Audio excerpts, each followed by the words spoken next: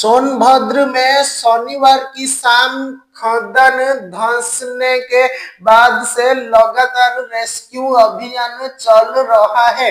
हादसे के दौरान गिरी सबसे हेवी चट्टान को भी अब तोड़ दिया गया।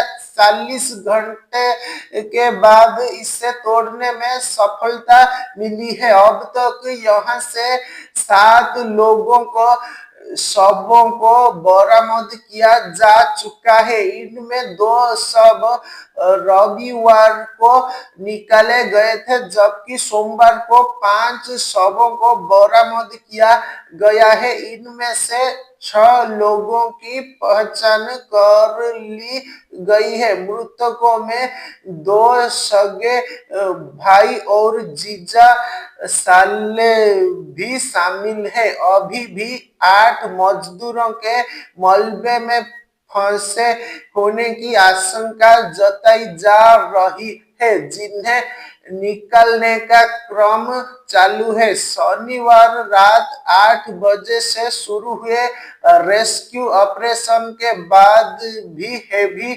चट्टान को हटाने में सफलता नहीं मिल पाई। बिल्ली मारकुंडी में खदान धंसने से गिरी सबसे हेवी चट्टान के कारण राहत और बचाव कार्यों में काफी दिक्कत आ रही थी। इसके कारण रेस्क्यू में आ रही दिक्कतों को देखते हुए रविवार देर शाम अल्ट्राटेक और दुसान कंपनी के टेक्निकल एक्सपर्ट को मौके पर बुलाया गया।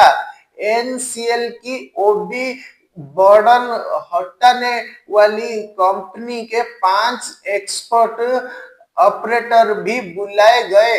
इसके साथ ही एनसीएल से बड़ी सावेल टेलर मशीन भी मंगाई गई। मौके पर पहुंचे टेक्निकल एक्सपर्ट की टीम ने खदान में गिरी सबसे हेवी चट्टान को तोड़ने का कार्य शुरू किया गया। लगभग 40 घंटे के बाद सोमवार की सुबह 9 बजे खदान में गिरी चट्टान को तोड़ने में सफलता मिल गई। इसके बाद रेस्क्यू ऑपरेशन में तेजी आई। चट्टान के टूट जाने पर एनसीएल से मंगाई गई सबसे बड़ी सावेल टेलर मशीन को रास्ते से ही वापस कर दिया गया। सोमवार की देर शाम तक हादसा स्थल पर गिरे मलबे को हटाने का कार्य युद्ध स्तर पर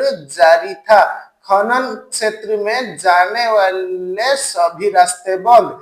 हादसे के बाद से ओबरा खनन क्षेत्र में जाने वाले सभी रास्तों को बंद कर दिया गया है। खनन क्षेत्र में जाना पूरी तरह से प्रतिबंधित है। किसी को भी खनन क्षेत्र में जाने की इजाजत नहीं दी जा रही है। सभी मार्गों पर पुलिस और पीएससी के जवान बैरिकेडिंग कर तैनात रहे। घटना स्थल पर भीड़ को रोकने के लिए जिले के कई थानों के साथ ही मिर्जापुर जिले की भी फोर्स लगाई गई है। किसी को भी हादसा स्थल की ओर जाने नहीं दिया जा रहा है।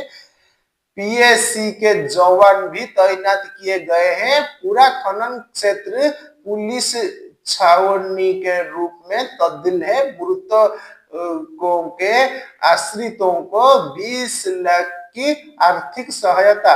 स्टाम्प और शुल्क पंजीयन मंत्री तथा जनपद के प्रभारी मंत्री रविंद्र जायसवाल ने कहा कि खनन हादसे के दोषियों को किसी भी कीमत पर बख्शा नहीं जाएगा।